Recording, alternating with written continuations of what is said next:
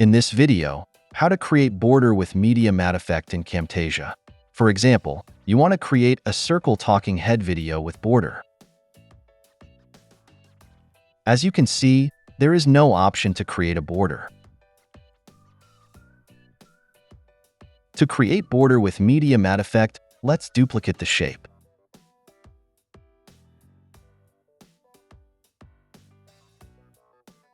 Remove the media mattel effect from the duplicated track. Navigate to the shape's properties. Adjust the opacity of the shape to 0 to hide it completely.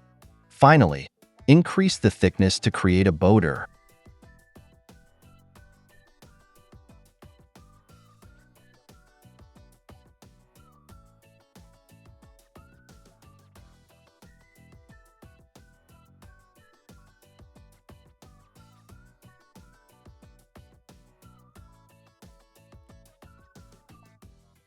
That's it. Thanks for watching. Don't forget to like and subscribe, and see you in next videos.